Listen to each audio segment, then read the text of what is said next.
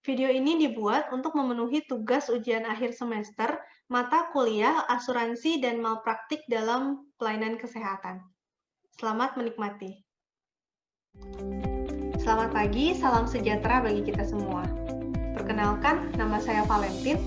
Pada kesempatan kali ini saya akan mempresentasikan makalah saya yang berjudul Perlindungan Asuransi Kesehatan Terhadap Pasien COVID-19.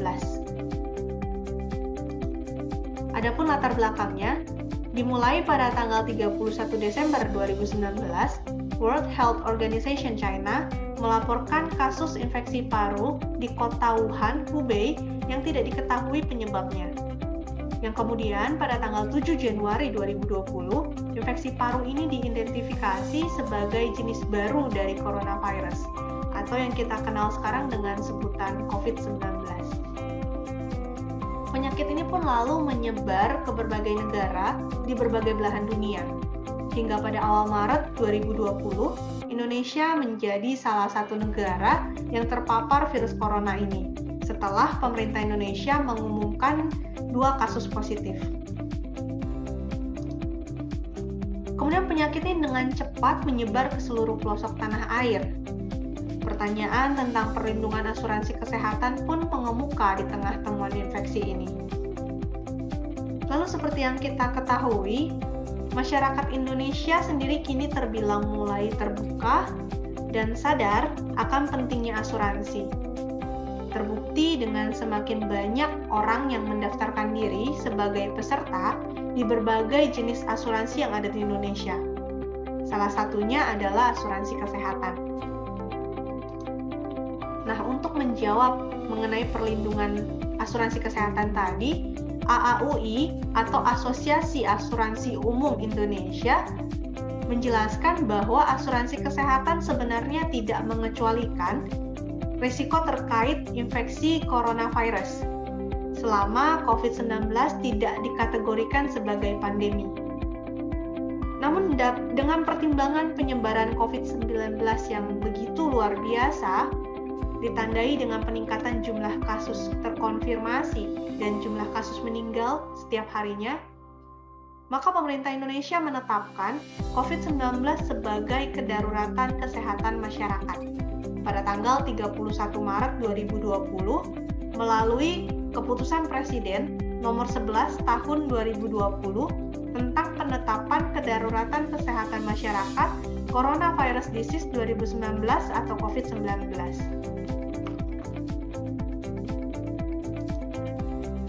Dari uraian tadi, saya merasa tertarik untuk membahas lebih lanjut mengenai bagaimana perlindungan asuransi kesehatan ini terhadap pasien COVID-19.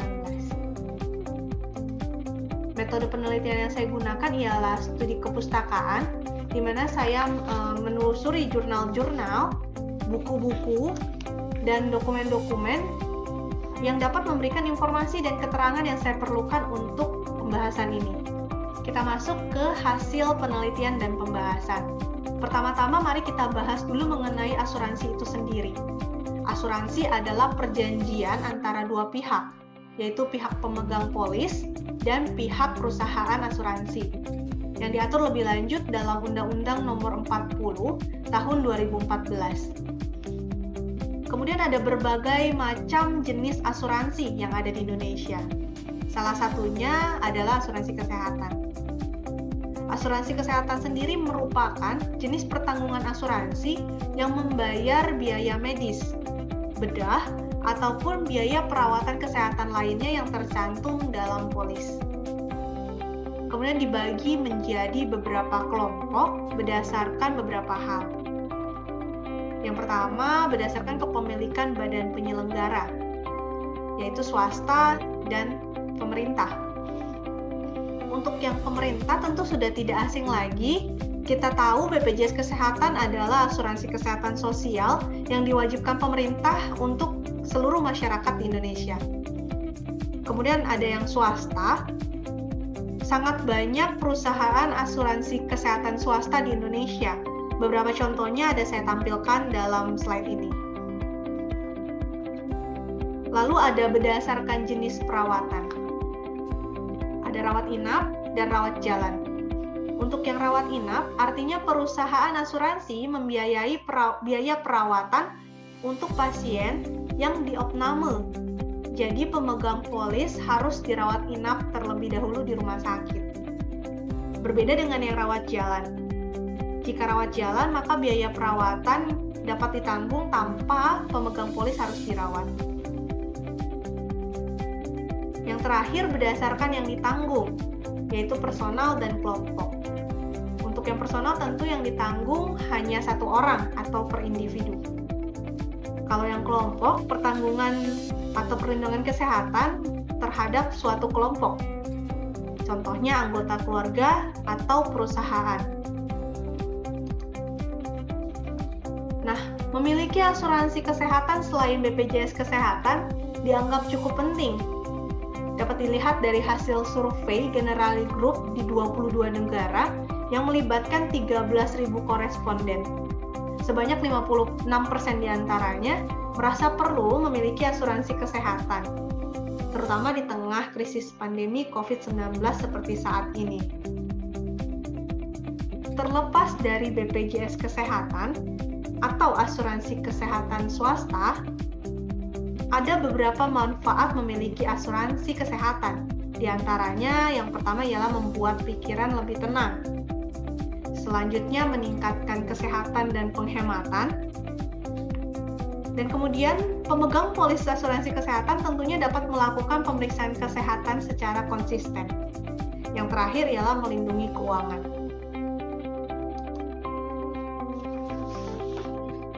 Nah, seperti yang sudah disinggung di latar belakang tadi, menjawab pertanyaan mengenai perlindungan asuransi kesehatan di tengah pandemi COVID-19, BPJS Kesehatan sebagai asuransi kesehatan sosial sejak awal secara tegas menyatakan bahwa mereka tidak dapat menanggung biaya perawatan kasus infeksi coronavirus.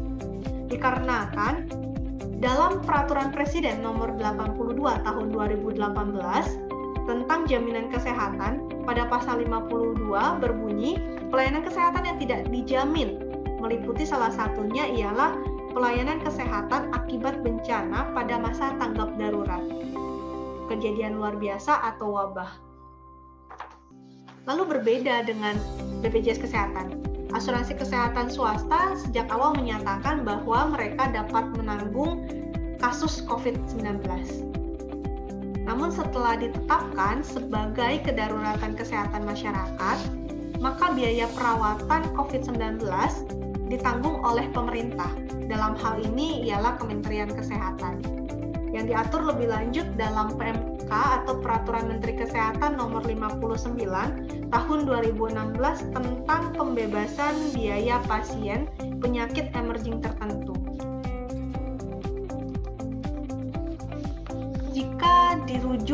Jika merujuk dari pengertian tentang asuransi tadi, pembiayaan oleh Kementerian Kesehatan bukanlah suatu bentuk asuransi karena tidak memenuhi unsur-unsur asuransi yang tertuang dalam Kitab Undang-Undang Hukum Dagang pasal 246 yang bunyinya asuransi atau pertanggungan adalah perjanjian di mana penanggung mengikat diri terhadap tertanggung dengan memperoleh premi untuk memberikan kepadanya ganti rugi karena suatu kehilangan, kerusakan, atau tidak mendapatkan keuntungan yang diharapkan, yang mungkin akan dapat diderita karena suatu peristiwa yang tidak pasti. Jadi unsur yang tidak dipenuhi di sini adalah unsur premi, karena masyarakat tidak membayar premi kepada Kementerian Kesehatan agar dapat ditanggung jika terjadi atau jika terdampak COVID-19. Namun, walaupun bukan asuransi, pembiayaan ini memiliki tujuan yang sama, yaitu memberikan perlindungan yang merupakan bentuk pertanggungjawaban pemerintah kepada masyarakat yang terinfeksi COVID-19.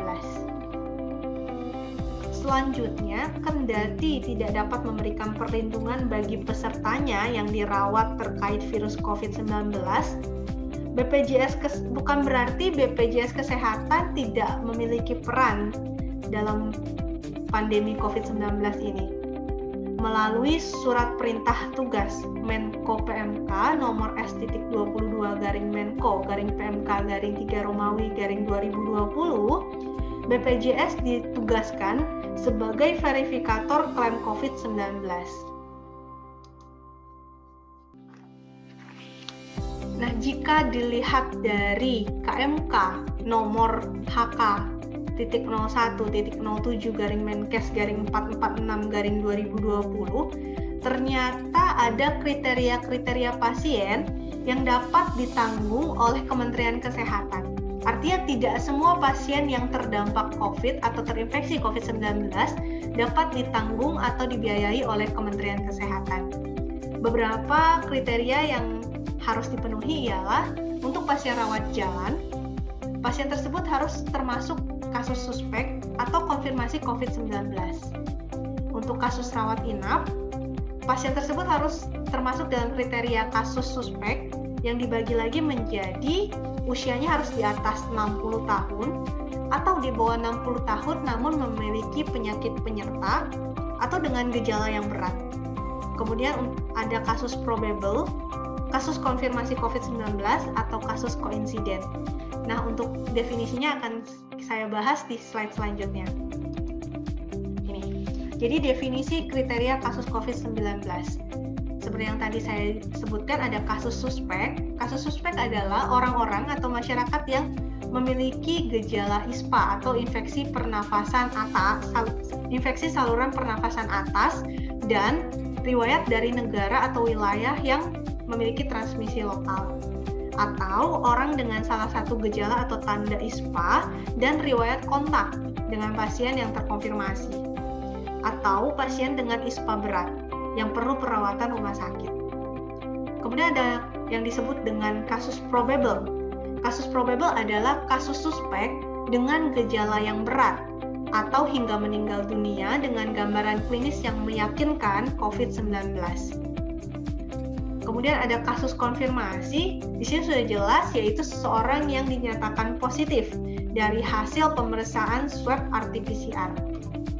Yang terakhir, ada kasus koinsiden. Nah, di sini kasus koinsiden adalah keadaan di mana terdapat dua penyakit atau lebih dalam satu periode perawatan COVID-19 yang tidak saling berhubungan. Contohnya, ketika pasien misalnya akan melahirkan, kemudian dicek swab RT-PCR-nya positif, berarti pasien itu hamil tetapi juga terjangkit COVID-19. Nah, ini kan tidak ada hubungannya antara pasien yang hamil dan mau melahirkan dengan penyakit COVID-19-nya. Maka ini dikategorikan sebagai kasus koinsiden. Kita kembali lagi ke asuransi kesehatan swasta yang katanya tadi tetap melayani klaim perawatan akibat infeksi COVID-19. Salah satunya adalah asuransi Sun Life yang menyatakan bahwa semua polis yang diterbitkan oleh Sun Life mendapatkan jaminan perlindungan dari COVID-19. Sun Life juga mengatakan bahwa mereka menjamin pemberian vitamin kepada pasien-pasien COVID yang biasanya tidak menjadi tanggungan dalam polis asuransi kesehatan swasta lainnya. Pada bulan November juga, asuransi Sun Life ini meluncurkan produk baru, produk khusus menjamin COVID-19. Selain Sun Life, ada perusahaan asuransi swasta lain yaitu AIA dan Allianz yang mengatakan bahwa mereka dapat menanggung COVID-19 jika tidak ditanggung oleh Kementerian Kesehatan. Jadi jika tidak masuk kriteria yang ditanggung oleh Kementerian Kesehatan, maka AIA dan Allianz dapat menanggung biaya perawatan pasien tersebut. Lalu, walaupun bukan suatu bentuk asuransi, pembiayaan Kementerian Kesehatan tidak memperbolehkan klaim ganda, sebagaimana diatur dalam KMK nomor HK.01.Menkes/446/2020 yang berbunyi dalam hal pasien sudah membayar biaya pelayanan atau dibayar melalui asuransi kesehatan lainnya, maka rumah sakit harus mengembalikan ke pasien atau keluarga yang bersangkutan atau asuransi kesehatan lainnya tersebut. Jadi, seharusnya pasien COVID-19 tidak bisa lagi mengklaim biaya perawatan yang sudah ditanggung Kementerian Kesehatan ke asuransi kesehatan yang dimilikinya. Hal ini juga sesuai dengan peraturan pada Kitab Undang-Undang Hukum Dagang dalam pasal 252 yang berbunyi, kecuali dalam hal yang diuraikan oleh ketentuan undang-undang, tidak boleh diadakan pertanggungan kedua untuk waktu yang sama dan untuk bahaya yang sama atas barang-barang yang telah dipertanggungkan untuk nilainya secara penuh dengan ancaman kebatalan terhadap pertanggungan yang kedua. Jadi sudah jelas bahwa tidak boleh ada pertanggungan atau klaim dalam waktu yang sama dengan bahaya yang sama. Kendati demikian, menurut Simon Imanto, Ketua Bidang Keuangan, Pajak, dan Investasi Asosiasi Asuransi Jiwa Indonesia, menyatakan ada peningkatan klaim asuransi kesehatan terkait perawatan COVID-19. Lalu apakah ini menunjukkan adanya tendensi tindakan double claim oleh pemegang polis? Untuk mengetahuinya diperlukan penelitian lebih lanjut terkait hal ini yang saya tidak bahas saat ini. Untuk menghindari double claim tadi, lantas perusahaan asuransi kesehatan memberikan manfaat lain kepada nasabah-nasabahnya. Contohnya perusahaan asuransi prudensial memberikan santunan tunai tambahan kepada nasabahnya yang terkonfirmasi COVID-19 yang dirawat di rumah sakit sebesar Rp1 juta per hari selama 30 hari.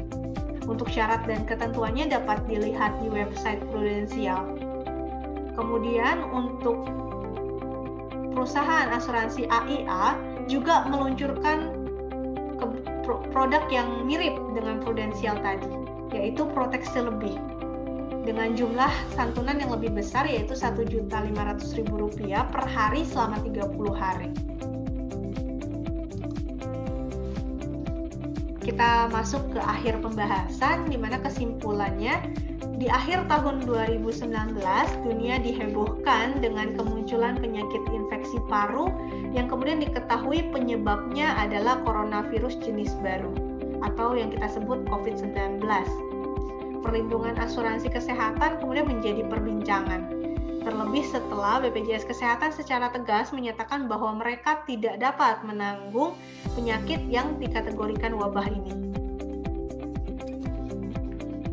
Berbeda dengan BPJS, beberapa asuransi kesehatan swasta menyatakan bisa menanggung biaya perawatan terkait COVID-19, bahkan hingga pemberian vitamin. Walaupun akhirnya dinyatakan bahwa biaya perawatan COVID-19 dapat ditanggung oleh Kementerian Kesehatan. Tetapi tidak semua dapat ditanggung karena ada kriteria-kriteria yang harus dipenuhi yang diatur dalam KMK 446 tadi. Lalu meskipun bukan suatu bentuk asuransi, pembiayaan dari Kemenkes ini memiliki tujuan yang sama dengan asuransi, yaitu melindungi masyarakat yang terinfeksi COVID-19. Adapun peraturan yang berlaku melarang adanya double claim, maka asuransi kesehatan swasta pun melakukan berbagai penyesuaian. Di antaranya ialah memberikan santunan harian kepada nasabah mereka yang terkonfirmasi COVID-19 yang dirawat di rumah sakit. Jadi mereka tidak menanggung biaya perawatan namun memberikan santunan tambahan. Kemudian ada juga perusahaan asuransi yang menyatakan bahwa mereka dapat menanggung hanya kalau misalnya perawatan tersebut tidak ditanggung oleh Kementerian Kesehatan. Mengingat yang tadi saya jelaskan juga bahwa tidak semua kriteria pasien itu dapat ditanggung oleh Kemenkes. Berbeda dengan BPJS Kesehatan, beberapa asuransi kesehatan swasta menyatakan bisa menanggung biaya perawatan terkait COVID-19. Bahkan ada yang menanggung pemberian vitamin yang biasanya tidak ditanggung oleh perusahaan asuransi swasta lainnya. Walaupun akhirnya dinyatakan biaya perawatan COVID-19 ditanggung oleh Kementerian Kesehatan. Lalu meskipun bukan suatu bentuk asuransi, pembiayaan oleh Kementerian Kesehatan ini memiliki tujuan yang sama dengan asuransi. yaitu melindungi masyarakat yang dalam hal ini masyarakat yang terinfeksi COVID-19. Adapun peraturan yang berlaku melarang adanya double claim, sehingga perusahaan asuransi swasta melakukan berbagai penyesuaian, seperti memberikan santunan tunai harian pada nasabah mereka yang terkonfirmasi COVID yang dirawat inap di rumah sakit. Jadi, pasien yang sudah mendapat tanggungan dari Kemenkes dapat melakukan klaim santunan tunai, bukan klaim untuk biaya perawatan rumah sakitnya. Nah, ada juga perusahaan asuransi lain yang menyatakan bahwa mereka dapat menanggung jika tidak masuk dalam tanggungan Kementerian Kesehatan. Mengingat tidak semua perawatan kasus COVID tadi dapat ditanggung, hanya yang sesuai dalam KMK 446 tadi. Demikian presentasi dari saya mengenai makalah saya yang berjudul Perlindungan Asuransi Kesehatan Terhadap Pasien COVID-19. Jika ada kata-kata yang salah atau yang kurang berkenan, saya mohon maaf.